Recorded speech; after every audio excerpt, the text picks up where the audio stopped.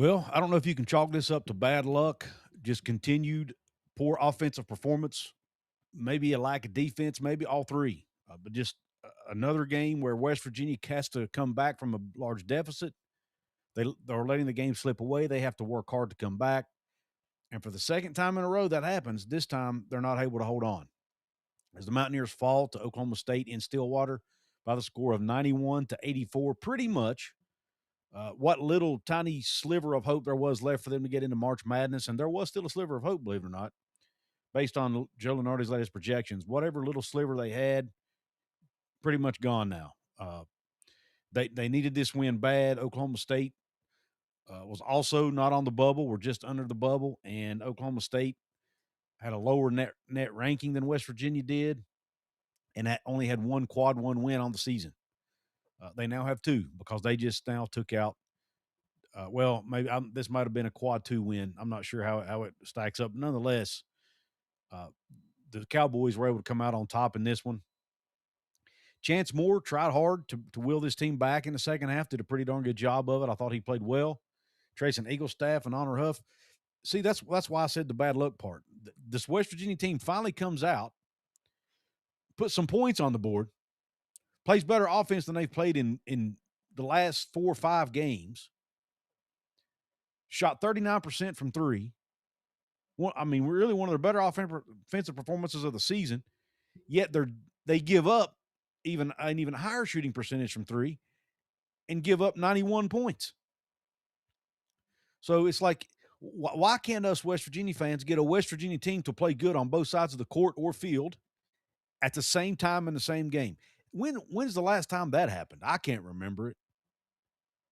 But it's so frustrating, man. Just when you think this team's going to come will their way to victory, they make some more boneheaded mistakes at the end of a game. The in-game offensive execution by this team is absolutely horrendous. I mean, another careless turnover by Jasper Floyd down the stretch. Throwing the ball out of bounds when he was trying to throw it into Harlan Obioha. Honor Huff dribbling the ball into multiple guys when he should have been shooting a three-pointer in overtime. That's just too, getting the ball stolen from you. When you're trying to score in transition. This team man, I tell you, their threes were falling tonight at least, and Chance Moore obviously did his thing driving the ball to the rim. But outside of that, not a lot going offensively again. But this time it was just basically execution. Just couldn't even execute stuff down the stretch in clutch time or crunch time or winning time, whatever you want to call it, when they need to make plays, they throw the ball away. And it's so, it's happening over and over and over again. And in a lot of cases, it's the same people. But you can't necessarily take those guys off the court because in Floyd's example, he's so darn good on the defensive end, you need him in there. Especially tonight when you've got Oklahoma State who don't miss. They could have thrown the ball from Norman, Oklahoma, and made it tonight. Their shooting was just unbelievable. Let's go ahead and pull up the stats here and talk about them. You've got field goal percentage. Both teams shot 49%. West Virginia actually made 2 more field goals. 3-point percentage, though, Oklahoma State had a slight edge there, 43%. However, they made 2 less. They were 10 of 23. West Virginia was 12 of 31. So West Virginia actually made 2 more threes and 2 more field goals total. But here we go. Look at this. Free throw percentage. Once again, the second game in a row, West Virginia was not able to keep their opponent off the free throw line. Oklahoma State puts in 19 out of 27, 70%. West Virginia only 6 out of 12, 50%. They got outscored by 13 from the foul line because they attempted less shots than their opponent made, it's been the opposite most of the season. West Virginia has been one of the best teams in the country in keeping their opponent off the free throw line. Not in this game. It was the complete opposite. Now, maybe it was the home whistle. Maybe that was the case against TCU as well, but nonetheless, free throws, again, a huge factor for this team. And I don't care if you shoot 12 free throws, you need to make more than 50% of them. And I know Coach Ross Hodges is going to say, well, it's the wrong guy shooting it. Well, those guys need to make free throws. I don't know what else to say. I know Chance Moore's not a good free throw shooter. You know what you need to do? How about getting some other guys who will drive the ball to the rim and get fouls that will make the foul shots? And that way it's not all on Chance Moore to do that. He's the only guy on the roster that does that on a consistent basis. And he played so dang on hard. I hate to criticize it. Now, he did, I guess Ross Hodge got frustrated at him at the end of the game for not going after a ball or something. But my gosh, that dude had played his tail off tonight. If it wasn't for him, they don't even go into overtime in this game, which I forgot to even put that on the score banner at the bottom. But this was an overtime game. West Virginia trailed by as much as 13. Once again, for like the fourth time this year, they come back, tie it up, go into overtime, drop the game by 7.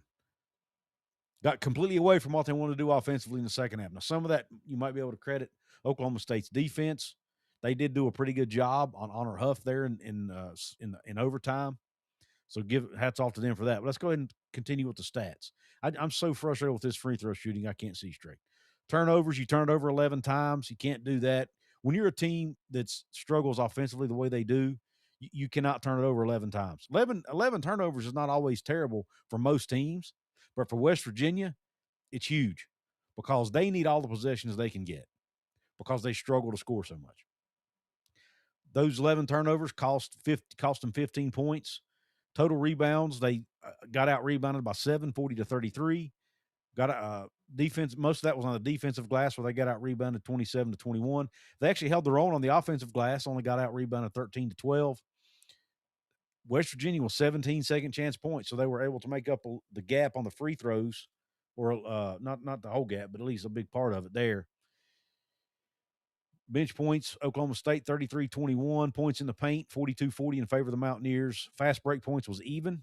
Blocks, West Virginia had one more block, one more steal, 2 less assists. West Virginia actually had 15 assists in this game. That's phenomenal for them. They're one of the worst teams in the country at assisting on baskets. They had 15. Now, they gave up 17, but they had 15. Again, 15 assists above what they higher than more than what they normally do. 39% three-point percentage. That's better than what they normally do.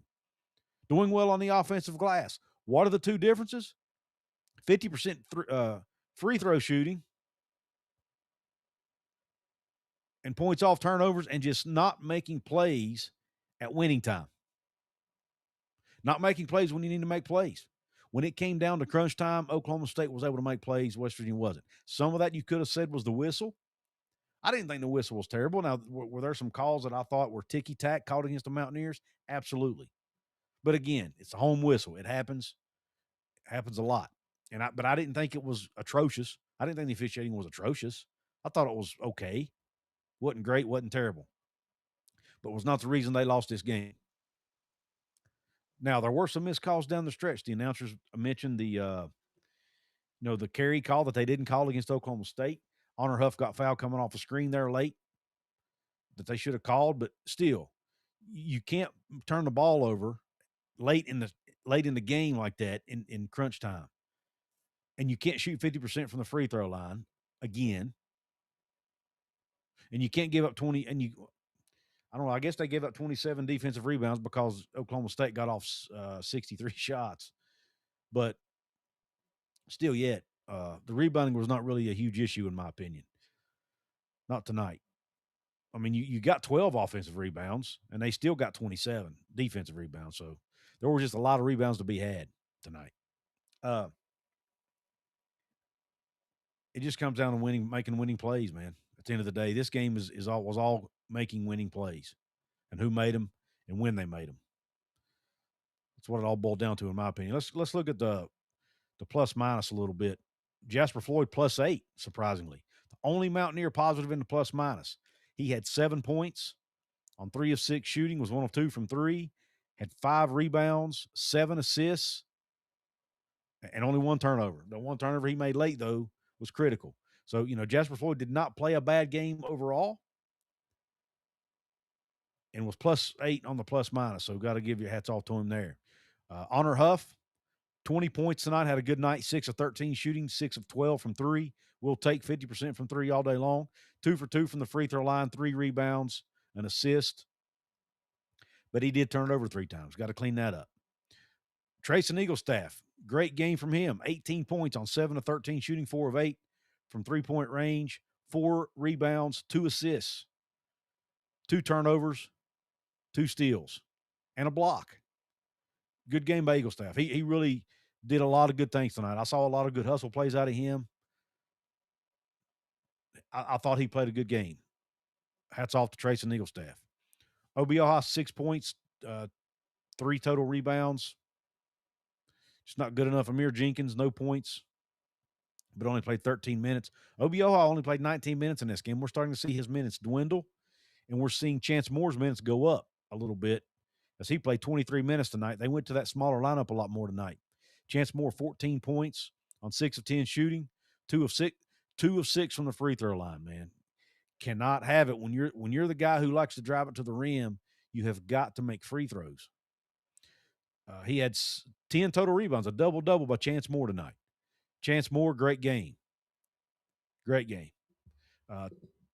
1 assist, 2 turnovers, and a block. So he did his part, in my opinion. Outside the free throw shooting, he did his part. He's just not a good foul shooter. That's just it. He's not a good foul shooter. Oklahom's not a good foul. Most of the team's not a good foul shooters. Eagle staff and Huff are really your only 2 good, consistent free throw shooters on the team.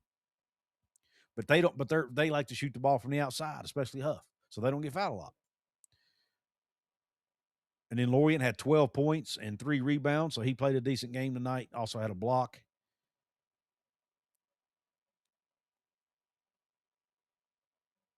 And DJ Thomas had 7 points off the bench on 1 of 4 from 3. Also had a couple rebounds and an assist. So there are your individual stats for West Virginia. As far as Oklahoma State goes, Kanye Clary had 17 points on 3 of 7 shooting from 3. Jalen Curry, 3 of 3 from downtown, 15 points. 18 points from Parsifala. He was actually 2 of 4 from 3 tonight.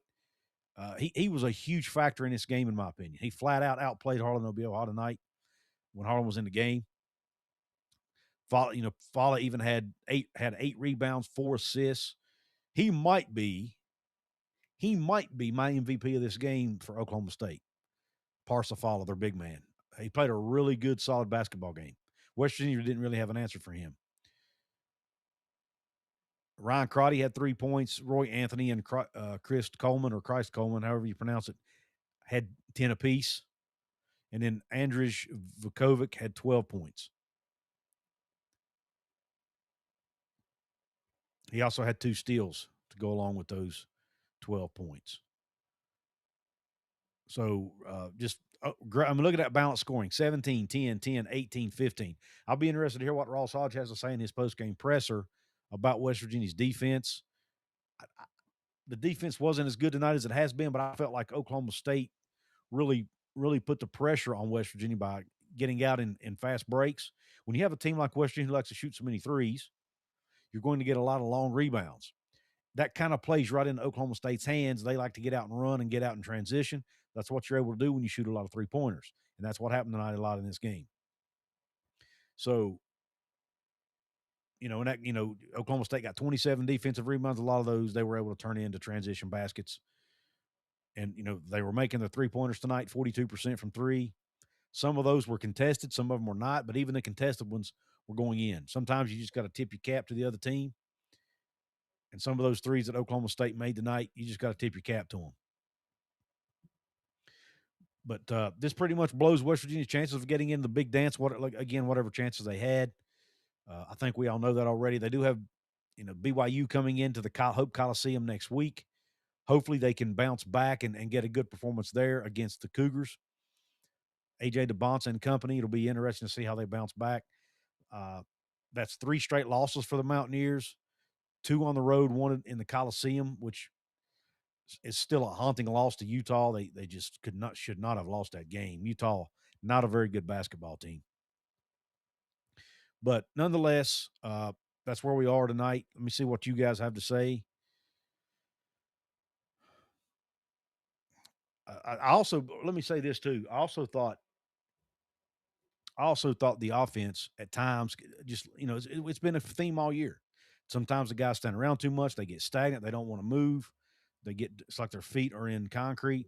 They're just standing around, letting whoever's out front dribble the ball. that passed the ball early in the game. I thought they were passing it around the perimeter way too much, not trying to get it. Once they started trying to get the ball into the lane, they started scoring the basketball. I think of Tosh Miller. Is he in the house? He's been really, really adamant the entire season, really. The Chance Moore area is the Chance Moore needed to get more minutes. And I think we saw tonight why that is. Chance Moore was the spark for this basketball team tonight. He's what they needed. He puts pressure on the rim. It causes the defense to have to collapse, which means they get more open looks for Honor and Trey and the guys out front. Again, we'd love to see him make his free throws more frequently, but I'm not going to beat that dead horse anymore. It is what it is. The guy's just not a good shooter. That's okay. Got to live with it. Got to figure out a way to play around that. Now, what we have to hope for, though, is for West Virginia to somehow make a run in the Big 12 tournament, which is highly unlikely, but it's not out of the question. We've seen it done in the past. We've seen Syracuse do it. Heck, West Virginia did it back in the day with John Beilein. We have seen teams, North Carolina State did it a year ago or 2 years ago, whenever that was. They made a late run in March. So you never know. Sometimes you see teams catch fire right at the end of the season. That's what it's going to take for this team. I put their chances of getting the NCAA tournament at like 1% or less. But like they said in like he said in Dumb and Dumber, so you're saying there's a chance? I guess like 1 in a million. Ross doesn't have Carter. That's a great comment, Garma Cost. And I actually almost put Javon Carter on the thumbnail because I was going to put, or Javon Small rather. You said Carter, but Javon Small, because a lot of earlier in the season fans were comparing Honor Huff to Javon Small, and I was like, man, there's no way.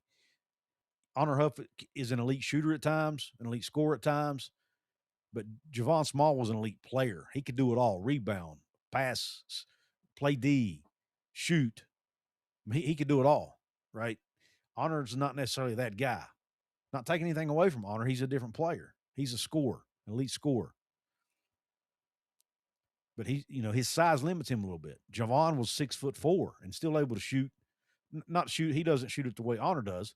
But if you give him an open look, he was going to knock it down. But as far as Carter goes, yeah, he definitely doesn't have a Javon Carter. That's for sure. Let's see what you guys have to say in the comments. We have Earth Ether in the house. Anyone else want to fire up the get rid of Hodge? He's just not it. Here we go. You can't, guys, this is insane.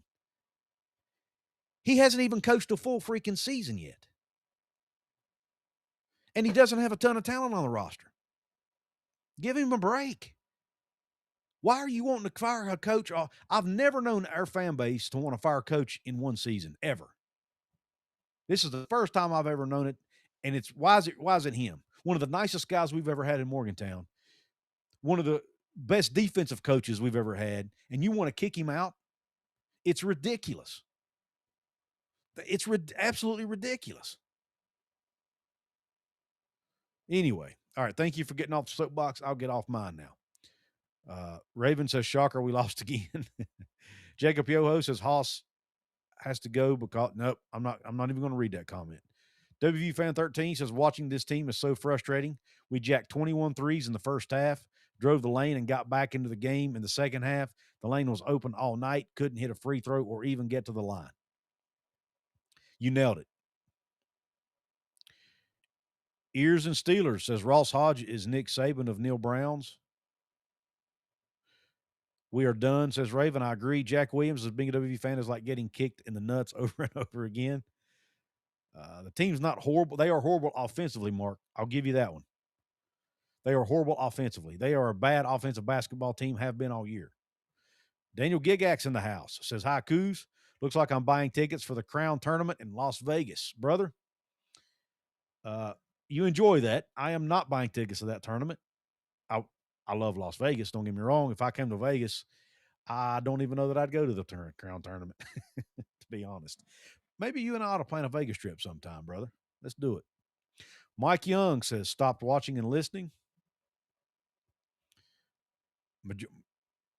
Raven, you nailed it. Oklahoma State made the majority of their foul shots. Seymour says, 5th-ranked defense in America with one of the worst offenses in America. And it's not, look, I know you want to be defense first, but your offense has to at least be decent. Your offense can't be totally inept.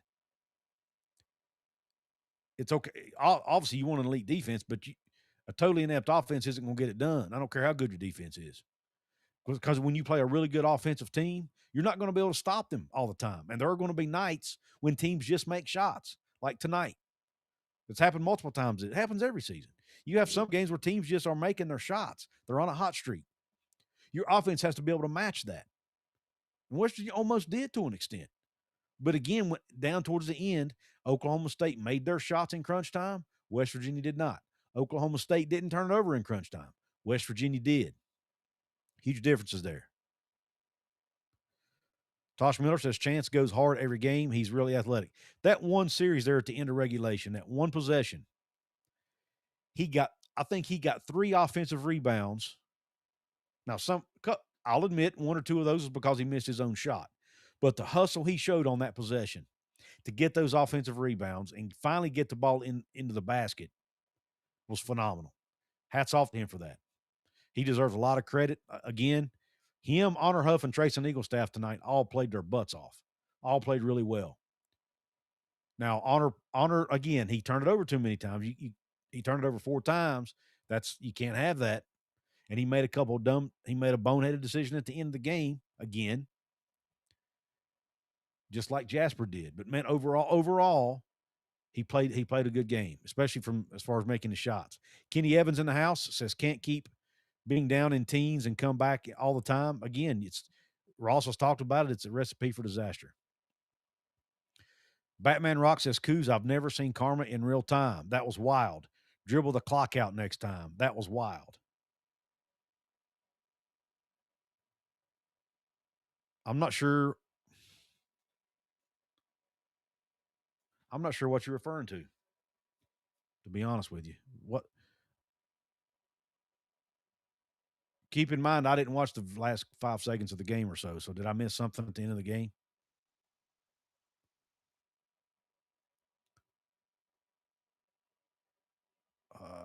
Let's see. Luke Armacall says the difference is, Ross don't have Carter. That's for sure. We talked about that. Luke says, I honestly look at this team and wonder how we have as good a record as we do. That's my point, Luke. That's what I think too. I mean, Ross Hodge is not making those boneheaded plays at the end of the game. It's making him furious. Now, it's up to him. The games they come out slow and sluggish, that was on him. He didn't have them prepared to play. But tonight, that didn't happen. They came out good tonight. Now, they ended up, Oklahoma State went on that run and pulled ahead to go in halftime.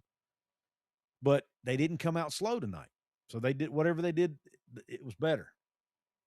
He's really good at drawing up plays out. I think once we give Ross Hodge time to recruit more of his type of guys and have him here for 2, 3, 4 years, assuming we can keep him, of course, then we can pass judgment on Ross Hodge. It's too dang early. I think I predicted this to be a 14 or 15 win team coming in. Then I upped it to 18 wins. They're at 16 right now. They might end up somewhere between 14 and 18. I don't know. But they're playing bad at the wrong time. Is the problem?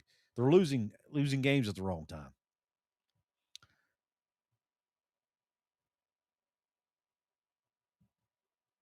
Hodge will say how good an opponent we just played, yada, yada, yada, how we will. Just wanted it more. Oklahoma State did. They hustled their butts off. You got to give them credit. Oklahoma State is a good – they look to me like a team who's really good offensively. I think they're the opposite of West Virginia. They're really good on the offensive end, not so much on the defensive end. It's kind of an opposite scenario. And tonight, the best offense won. Earth Ether, I get it, brother. No hard feelings, man. It's all good. We can agree to disagree sometimes. Still be friends. Jacob Yoho says, I think they're out of shape. That's why they stay still. Maybe. And if that's the case, maybe they need to bring the treadmill back. Daniel Gigak says Las Vegas is nice in April, though it is. I've been out there that time. That's usually if we go, we either go in the spring or the fall when the weather is at its peak there. You don't want to go in the middle of the summer when it's 120 degrees. Luke says we have to win the tourney. I mean, it would take a miracle, but yep, you're right, Luke. Absolutely. Indiana lost again. Yep. Let's hope. Let's hope there will be one consolation prize for us West Virginia fans is if Indiana don't make the NCAA tournament. If Indiana doesn't make it, all will be at least somewhat right with the world anyway, right? Would we rather the crown or NIT? Would we rather win or play in it? I'll be honest with you. Unless there's NIL money involved, and unless the guys just want to play in it because they want to continue their season and they enjoy playing together and they want to have fun, which is I would would be totally respected. I don't really see a ton of benefit in playing in it because you only have what 4 or 5 guys coming back next year. One of those is Jackson Fields. He wouldn't be able to play anyway because he's trying to get a medical red shirt. It would be valuable minutes for Amir and DJ and some of those guys maybe. Um, but I'm not sure I'm not sure it'd be totally worth it, to be honest with you. But I would obviously that's obviously up to the team and the coaching staff. Get him, Couz, get him, says Luke. Yeah, man, I didn't. Again, we can agree to disagree on that. I just think wanting Ross Hodge fired is crazy talk. Who holding the bail money if we go to Vegas? Good question, brother. Ross is a good coach. So is Rich. We will be okay. Thank you, Kenny. I appreciate the optimism. I haven't had a chance to read it yet, but I think it was Skylar Callahan did an article today, or it may have been a video. I can't remember about the state of West Virginia sports, talking primarily about football and basketball. It has been rough, man. And I heard Mike and Chris talk on their show about how fans are becoming apathetic faster in basketball this year than they have in the past. And he thinks a lot of that is because the football season went so bad. The fans are just kind of mentally checked out altogether. And he thinks that football success actually and excitement around the football team actually leads to more excitement around the basketball team. I agree with that to an extent, but I also think that there have been years where the basketball team has been good, the football team wasn't as good, and you're able to kind of get that excitement back a little bit in basketball. But this year, because of the way the team has played, even though they're 16-11 and there's been some positives, there just hasn't been enough of them. And the style, they don't play an exciting style of basketball. So if they don't win, it's really hard to watch. It's ugly, it's hard, sometimes it's even boring. So they have to win games, right? And it's just and we're so, as a fan base as a whole, our patience is very thin. We have very what's the word? We just have more apathy, man, because we're tired of seeing our teams lose. And I think that's starting to show a little bit right now. And it's not necessarily Ross Hodges' fault. It just kind of is what it is. WVU fan 13 says if you made 12 threes and still lose the game, something has to change. Teams that make 12 threes normally have a W in the win column. If you can't win making 12 threes, don't you think that is a sign? Something's bad. I mean, again, I'd be interested to see. I felt like the transition defense was not good. That was a big part of it, in my opinion. But this team is not good at transition. It's not really their thing. They're not great at it anyway. They're more of a half court defensive team, and Oklahoma State forced them to do what they wanted them to do. So yes, that's a fair question. Is it a sign? I don't know that it's a sign per se, but I do think it's a sign. Well, it's not a sign long term. I think it could be a sign short term and show where this team struggles. And if you play a really good team who likes to get out and run and is really good at getting out and running, and they're making their outside shots in addition to that, it's probably going to be a long night. Because again, like I mentioned earlier, West Virginia's style of offense, where they like to shoot a ton of threes, kind of plays into that team's hands. Now, like somebody mentioned earlier, if you drive it to the rim more often, it might alleviate some of that, right? They don't have as big a chance to, or as many opportunities to get out and run. Tosh Miller says he thinks the whole roster turnover leaves fans with no familiar names to cheer for. They in turn check out. That is another thing. And I was actually talking to my dad about that the other day. With basketball, I think that's more of an issue even than football because there are less guys on the floor. They don't wear face masks, so you get to know them a little better, right? And they play more games in a season. I mean, they play 30, 31 games a year. So you're seeing those guys two times a week, basically, from late November until, you know, early March. So you kind of get to know them, right? And you see them in press conferences and all that. And then next thing you know, the guy's gone the next year. So I do think, Tosh, that is a great point. I do think that is part of the problem. And that's just a college athletics problem, not necessarily just a West Virginia problem. Luke says it takes him 7 games to learn who we have. Honestly, if I didn't do this right here, if I wasn't a content creator and have a show and have to really dive into rosters and stuff like I do, I probably wouldn't be able to either. But if I get on here, I feel like I need to know what the heck I'm talking about, right? So I probably dive into rosters a little bit more, especially in basketball, than I did in the past. Because I'm more passionate about football. You guys probably already know that. But I do love West Virginia basketball. I do watch every game. I don't watch every game. I watch probably 99% of the games, 95%. And if I don't get to watch one, I normally try to go back and watch the replay or at least catch the highlights. But I didn't watch this past I didn't watch the game on Saturday because I had my TV actually messed up on me. The box I used to get Peacock messed up on me. So I wasn't able. I did listen to it on the Varsity Sports Network app or Varsity Network app, whatever it's called. Luke says, this is why we watch you, Couz. I appreciate you, brother. I appreciate you. Alan Arthur says, team is not fun to watch. It's hard to believe these guys are getting paid to do whatever it is they are doing. Look, I don't want to personally bash them, man. They're trying hard. They're playing hard. There is a talent deficiency at some spots on this team. And I think Ross Hodges, I think he's addressing that issue with recruiting, and I think he'll do it again in the portal. You know, we have a guy like Yusuf Ali on staff who's an excellent, excellent recruiter. I think they need to make sure they don't miss in the portal. They need to retain the young guys they have, like Jenkins and Thomas and Forsyth, and there's another one whose name has escaped me. You need to retain those guys, especially Jenkins and Thomas, because of their experience. And they'll be the guys who can come in and show the next year's team what to expect.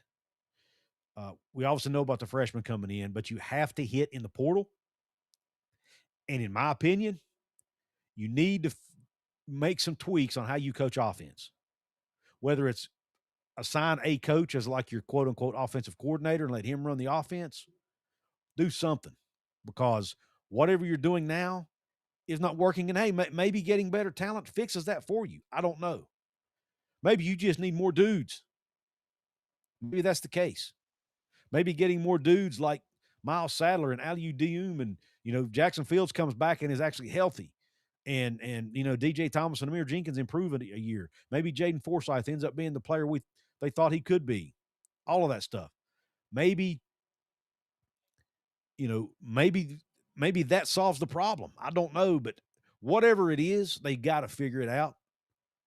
But in my opinion, the number one priority is getting some dudes, because right now there are not a lot of dudes on this team. So that's all I've got to say tonight. I appreciate you tuning into the show. Be sure to hit the thumbs up button on your way out, please. If you're watching it live, if you're watching the replay, the likes truly help. Please do that. Please don't forget to subscribe. Thanks to 365 Sports for letting me be a part of their network. Please check out all the shows over at 365sports.com or 365 Sports on YouTube, brother. There's also the 365 Sports newsletter that comes out every Wednesday. You can go to 365sports.video and sign up for that. I am also proud to be a part of that newsletter each and every week. And also, don't forget about WVSportsChat.com, the site where you can find written content on the Mountaineers. And you can also check out WV Sports Chat YouTube channel, where myself, Jonathan Martin, Jersey Ear, and we have a couple others coming up this week or next week that will be adding shows to our list as well. We will have a show for you every single day on WV Sports Chat by either a different creator or set of creators, and covering all different sports: baseball, basketball, football, the whole gamut. So we ask that you support us over there at WV Sports Chat.